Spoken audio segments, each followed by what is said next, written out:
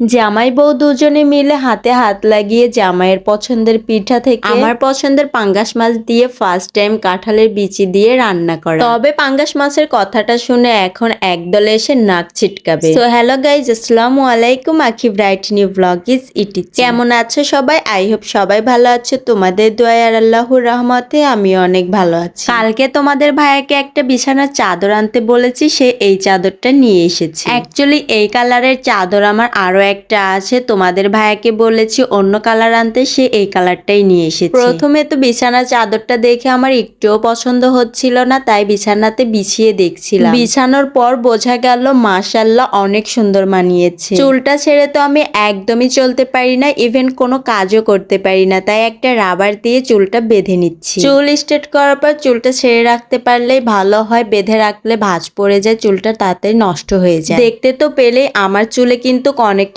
ভাঁজ পড়ে গেছে, কিন্তু কি আর করা, আমি তো চুল ছেড়ে একটুও থাকতে পারি না। এই তো পিঠার জন্য ফ্রিজ থেকে আতপ চাউলের গুঁড়া আর পাটারি গুড়টা বের করে নিয়েছি। তারপর মাছ রান্নার জন্য কাঁঠালের বিচি থেকে খোসাটা আলাদা করে ফেলছি। মাছের সাথে আজকে আমি সিদ্ধ করা শাকটাও ভাজি করব। বাবার বাড়ি থেকে তো আমি অনেক শাক নিয়ে আসছি, সেই শাকগুলো আমি সিদ্ধ করে ফ্রিজে ফ্রোজেন করে রেখে দিয়েছিলাম। এখন একটু একটু করে বের করে ভেজে নেই। পেঁয়াজ মরিচটা আগে ভেজে নিয়ে তারপরে তার মধ্যে শাকটা দিয়ে ভাজলেই হয়ে যায়। আমি বুঝি না, মাছটা ভাজতে আসলেই এমনটা হয় আমার সাথে, সব সময় তেলটা ছিটে ছিটে আমার গায়ে পড়ে। শাক ভাজিটা তো হয়ে গেছে, এখন আমি মাছটাও ভেজে নিব। মাছটা ভাজতে ভাজতে এখন আমি পিঠার পুরটা তৈরি করে নিব। তার জন্য এক বাটি নারকেল কোড়ানো, হাফ বাটি পাটারি গুড়, তার সাথে এলাচ, দারচিনি, লবণ সবকিছু দিয়ে নাড়তে নাড়তে নাড়ুর মতন হয়ে গেলেই আমার পিঠার পুরটা হয়ে যাবে। এবার মাছ রান্নার জন্য মশলাটা কষিয়ে কাঁঠালের বিচিটা দিয়ে কাঁঠালের বিচিটাও এখন মশলার সাথে খুব সুন্দর করে কষিয়ে নিব। ওদিকে কাঁঠালের বিচিটা কষাতে কষাতে এদিকে পিঠার জন্য আমি খামটা তৈরি করে নিব।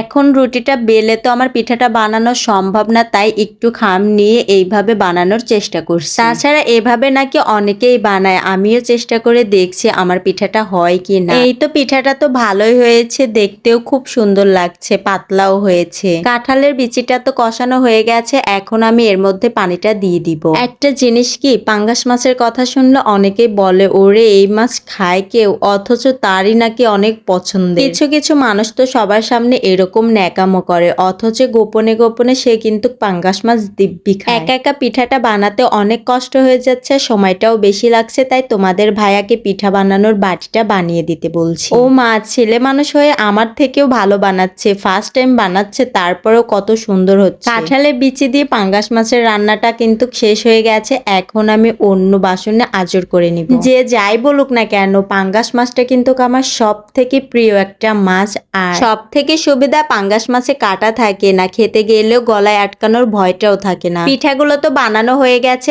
এখন আমি পিঠাগুলো ভেজে নিব। তার জন্য প্যানে অনেকখানি তেল দিয়ে পিঠা এক একে ছেড়ে দিয়েছি। তারপর চুলাটা একদম লো ফ্লেমে ভেজে নিব, তাই অনেক পিঠাগুলো মুচমুচে হবে। এমন ভাবে মুচমুচে হবে যে এক সপ্তাহ রেখে দিলেও মুচমুচেই থেকে যাবে, নরম হবে না। প্রথম খোলা পিঠাটা আমার হয়ে গেছে, পিঠাগুলো উঠিয়ে আমি পরের খোলা পিঠাটাও ভাজতে দিয়েছি। চুলাটা লো ফ্লেমে রেখে প্রথম খোলা পিঠা নিয়ে এসেছি, দুজনে মিলে খাবো। গরম গরম খেলে বেশি মজা লাগে। পিঠাগুলো খেতে এত মজা হয়েছে আর মুচমুচে হয়েছে, মুখে দেওয়ার সাথে সাথেই বাজনা বেজে উঠছে। পিঠাটা খাওয়া শেষ করে এখন আমি কাঁঠালের বিচি দিয়ে যে পাঙ্গাস মাছটা রান্না করেছি সেটা নিয়ে বসে পড়েছি। আর আমার পাঙ্গাস মাছের লেজটা খেতেই বেশি ভালো লাগে, খেতে তো এক কথায় জাস্ট ওয়াও। তো এখন আমি এখানে ওয়াও করে খেতে থাকি। তোমরা এরকম আরো নিউ ভিডিও পাওয়ার জন্য আমার চ্যানেলটাকে সাবস্ক্রাইব আর পেজটাকে ফলো করে রাখো। এই পর্যন্ত শেষ করছি। Thank you so much. ভালো থাকবা সবাই, আল্লাহ হাফেজ।